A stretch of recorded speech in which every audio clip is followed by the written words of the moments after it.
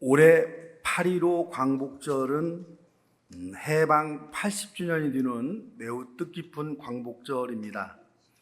나라 잃은 민족이란 희망을 잃은 민족이다, 이런 뜻입니다. 이 때문에 일제 강점기 기간을 캄캄한 어둠의 시기로 그렇게 표현합니다.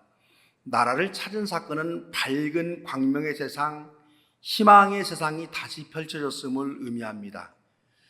그래서 우리 민족이 일제 강점기에서 해방된 날을 광복절로 표현합니다. 광복절의 문자적인 뜻은 빛을 회복했다라는 뜻이고, 내용은 잃었던 나라의 주권과 자유를 되찾은 독립국가로 회복되었음을 의미합니다.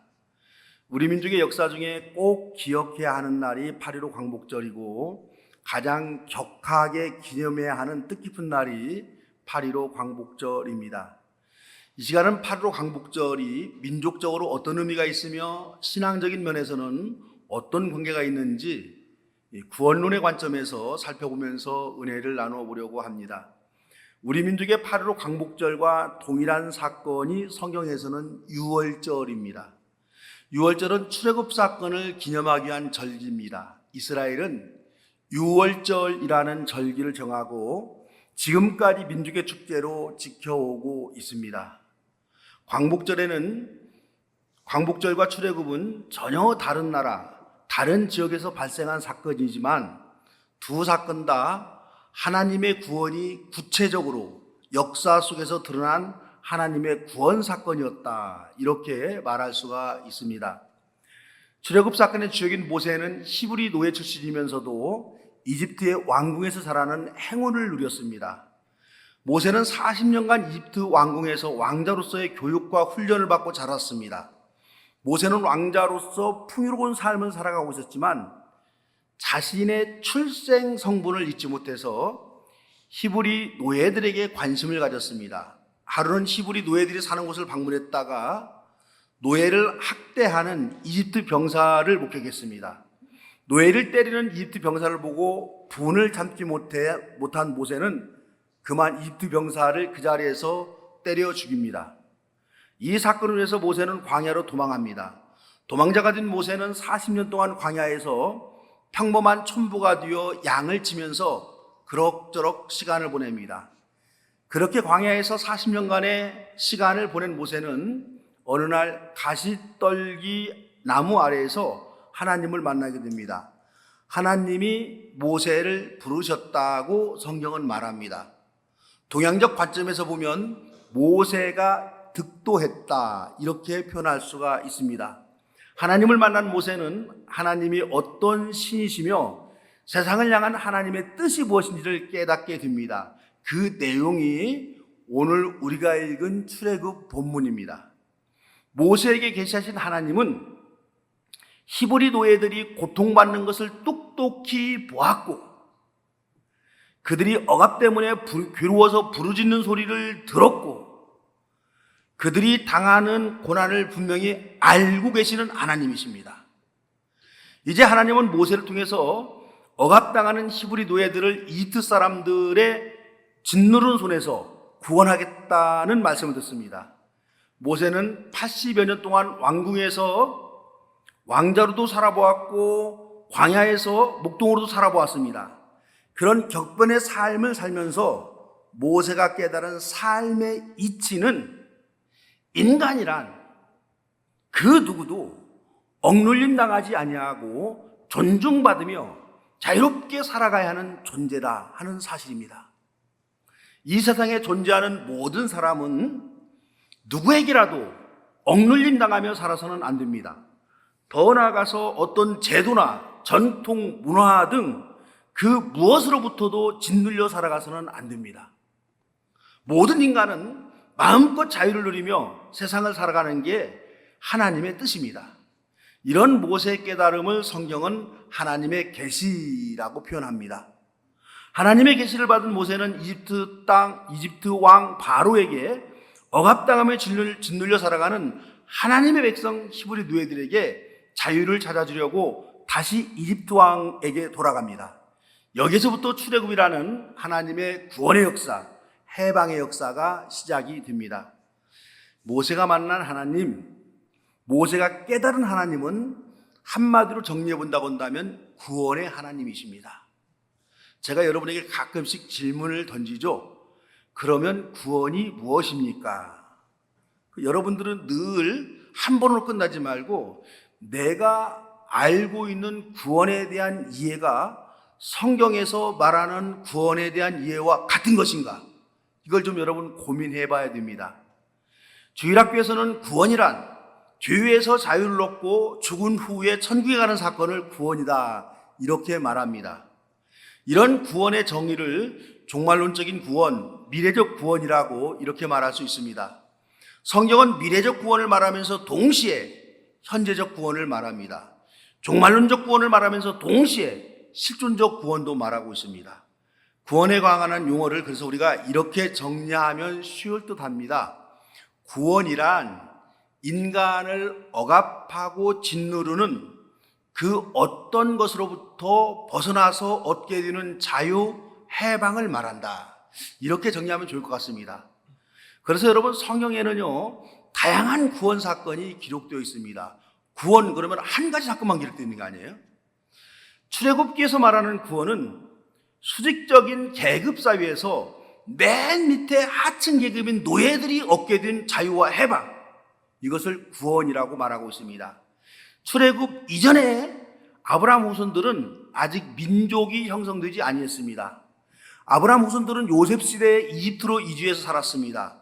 요셉이 살아있을 때에는 이들이 이집트 사람들로부터 큰 대접을 받았습니다. 하지만 요셉이 죽고 시간이 지나면서 아브라함 후손들은 이방인으로서 차별을 당하며 살게 됩니다. 더 시간이 지나서는 이집트 사회의 최하층 계급에 속하는 노예로까지 전락해서 살아가게 됩니다. 이 히브리란 말은 노예를 말하는 사유적 용어입니다. 원래는 사유적 용어가 나중에 이들이 이스라엘이라는 나라를 세운 데에는 민족적 용어로 바뀌게 되는 겁니다. 이 노예들이 모세를 지도자 삼고 이집트에서 탈출합니다. 이집트에서 탈출한 이들은 노예의 신분에서 해방되고 자유를 얻은 백성이 되었습니다. 이 사건이 출애굽이고 하나님의 구원 사건입니다. 이 때문에 출애굽기에서 말하는 구원은 억압적인 계급 사회에서 벗어나서 자유를 얻은 그 사건을 말합니다. 구원은 죽음 후에 주어지는 하나님의 은혜라고만 보는 기독교의 구원관을 가진 분들은 이 점을 잘 이해할 수 있어야 됩니다. 출애굽한 후 노예였던 사람들이 아브라함의 혈통을 중심으로 해서 나라를 세웁니다. 이 나라가 곧 이스라엘입니다. 이스라엘은 아브라함의 손자인 야곱의 또 다른 이름입니다. 하지만 이제 이스라엘은 아브라함 가문만의 이름이 아닙니다. 국가의 이름, 민족의 이름이 되었습니다. 아브라함의 후손들을 중심으로 한 히브리 노예들이 이스라엘이라는 나라를 세워서 억압이 없는 자유로운 평등의 세상을 꿈꿨습니다. 그런데 민족을 이루어서 평등 세상을 계획하며 살아간 이들에게 또 다른 억압이 찾아옵니다. 바로 주변의 강대국들이 약소국인 이스라엘을 침략해서 약탈하고 식민지로 삼기도 합니다. 이 때문에 이스라엘은 끊임없이 강대국들의 침략에서 벗어나려고 투쟁하고 싸웁니다. 이 시기에는 강대국들의 억압과 침략으로부터 벗어남을 구원이다, 이렇게 표현을 했습니다. 이런 구원의 사건은 구약의 역사서에 주로 기록되어 있습니다. 구약의 역사서에서는 강대국의 억압으로부터 해방, 이것이 곧 구원입니다. 그런데 우리가 살아가는 세상에서는요, 공동체적으로만이 아니라 개인적으로 사람을 다양하게 얽어매고 짓누르는 현상들이 아주 많이 있습니다. 고대 사회에서 여성은 사회적으로 차별을 당하는 존재로 그렇게 살아왔습니다. 고대 사회에서부터 여성은 언제나 가정과 사회에서 억눌려 살아갑니다. 성경은 여성이라는 이유로 억눌림이 만연한 사회에서도 끊임없이 여성 차별의 문제점을 제기합니다. 이 때문에 이스라엘 왕의 족보에는 여성이 5명이나 그 이름이 올라가 있습니다. 여성 사사도 배출했습니다. 여성도 남성과 동등하게 하나님과 사람에게 존중받을 자격이 있는 존재임을 성경 곳곳에서 지적하고 있습니다. 힘없는 여성이 사회적으로 차별당하는 억눌림에서 해방되는 사건, 이것이 또 하나의 구원입니다. 또 있습니다. 사람들이 한평생 살면서 당하는 보편적인 진놀림은 경제적인 진놀림입니다. 누구라도 먹고 사는 문제는요, 버겁고 힘이 듭니다. 어느 사회에서나 경제적으로 자유함을 누리며 살아가는 사람들 생각보다 많지가 않습니다. 이런 경제적 짓눌림에서 벗어나는 행위를 성경은 구원이다 말하기도 합니다. 질병의 문제 역시도 인간을 짓누르고 있는 또 하나의 보편적인 문제입니다. 고대 사회에서는 질병을 하나님의 심판, 하나님의 징벌로 해석하기도 했습니다. 이런 잘못된 해석을 바로잡아 주신 분이 바로 예수님이십니다. 예수님은 질병에 짓눌려 살아가는 사람들도 하나님의 사랑을 받을 충분한 자격이 있는 사람임을 선언하셨습니다. 질병에 짓눌려 살아간 사람은 치유와 구원이 필요한 사람일 뿐이지 신으로부터 징벌을 받거나 버림을 받은 사람이 아님을 예수님이 가르쳐 주셨습니다. 질병으로부터의 치유, 질병으로부터의 자유가 또 하나의 구원입니다. 요즘같이 수명이 길어진 사회에서는 고독, 소유, 외로움 등이 사람을 짓누르고 있습니다. 고독, 소유, 외로움으로부터 자유한 상태를 우리가 구원이다라고 말합니다.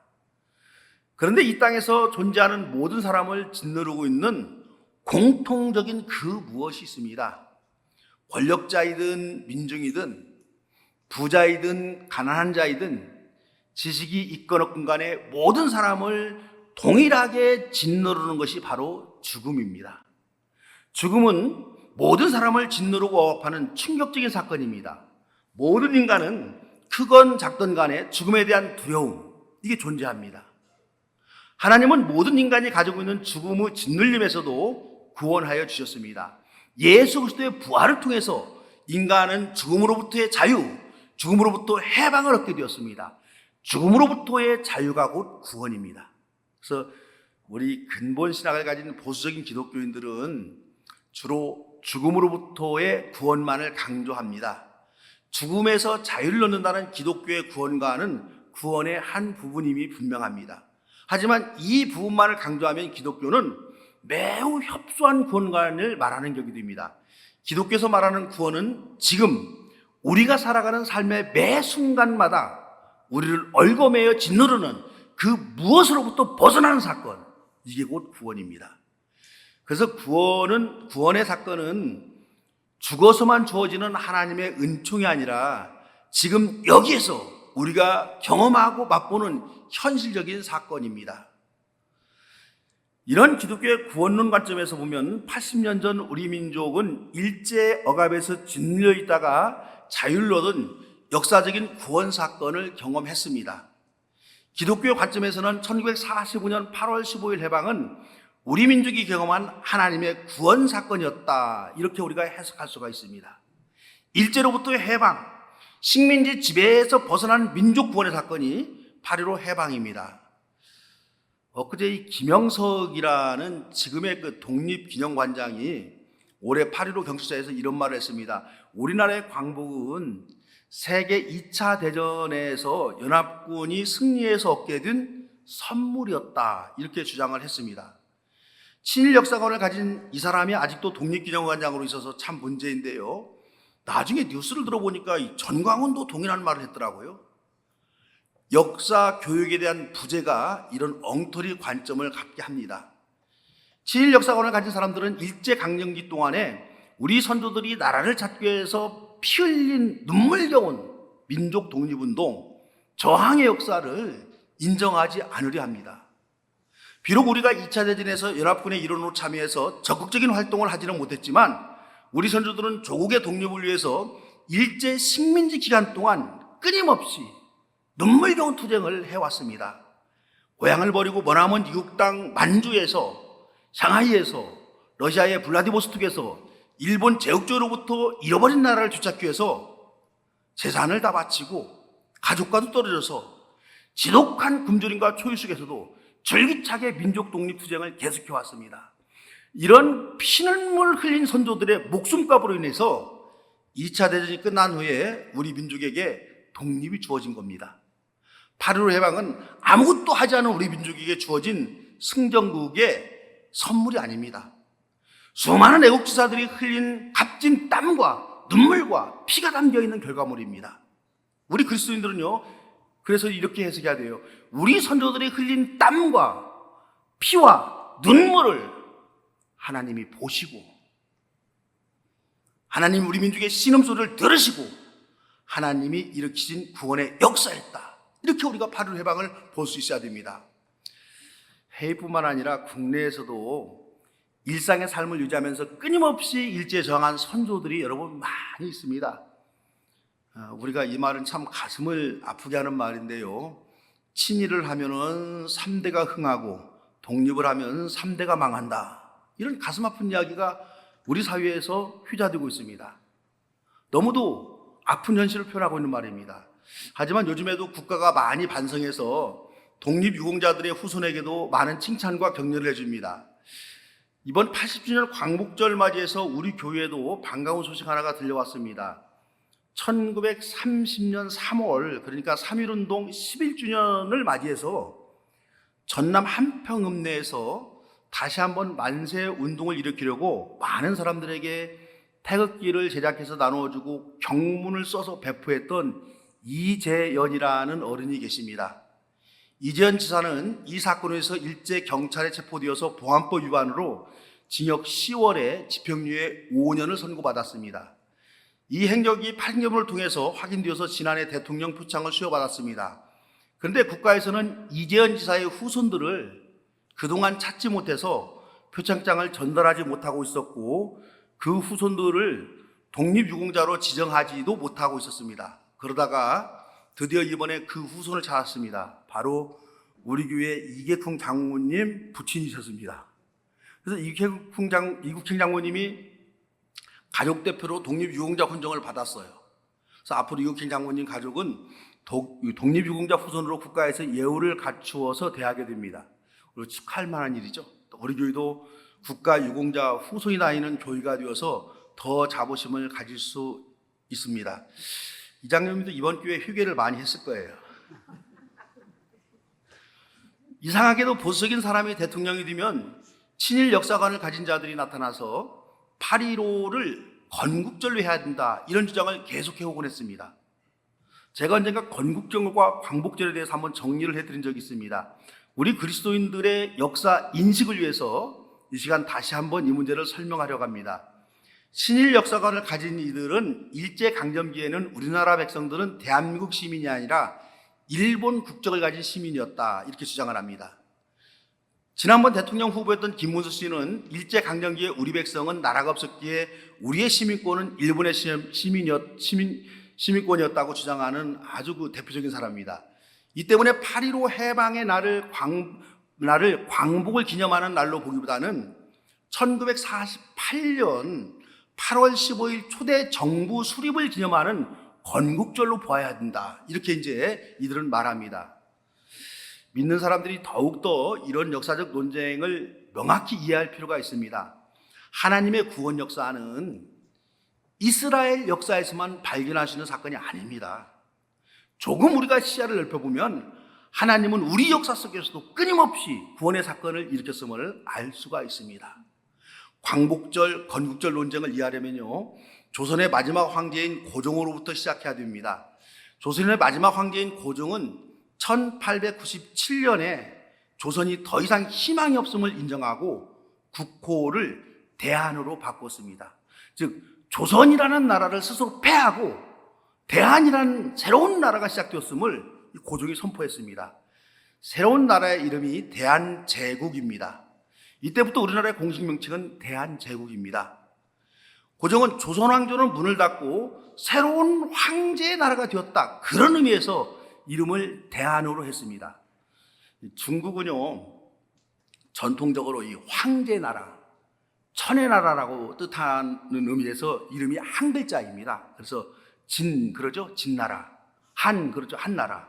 송 그러죠, 송나라. 원나라, 명나라, 청나라, 이렇게 한 글자를 사용했어요.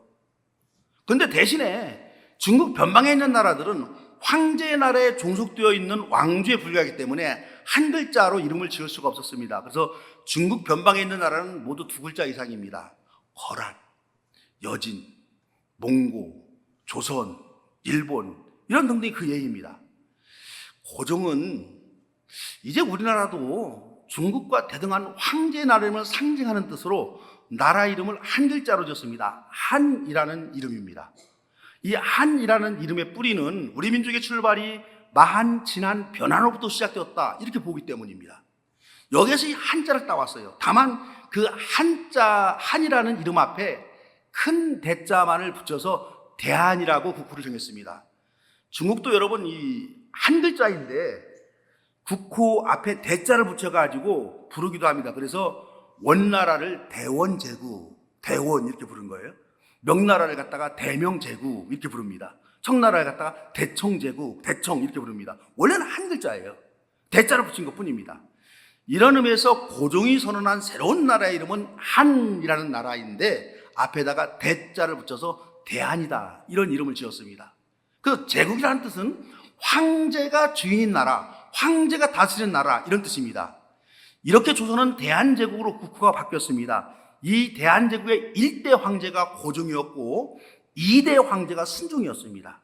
순종이 마지막 황제였습니다. 이 시기의 일제는 1905년 을사늑약, 1910년 경술국치의 과정을 거쳐서 대한제국의 주권을 침탈했습니다. 더 이상 대한제국은 왕조를 이어갈 수가 없었습니다. 그러다가 1919년 3.1운동을 계기로 해서 4월 11일에 만주에서 임시정부가 세워지고 임시정부는 대한제국의 이름을 대한민국으로 바꿉니다. 대청제국을 중화민국으로 바꾼 중국 혁명가들의 사상에 영향을 받았습니다. 이때 이제 재미있는 논쟁이 벌어졌다고 합니다.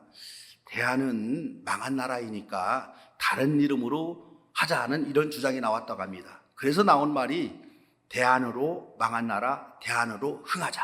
이 말이 이제 그때 나온 겁니다. 그래서 대한이라는 국호는 그대로 사용하고 다만 황제가 주인이 아니라 백성이 주인이 되는 나라 이런 뜻에서 대한민국이라는 국호를 사용했습니다.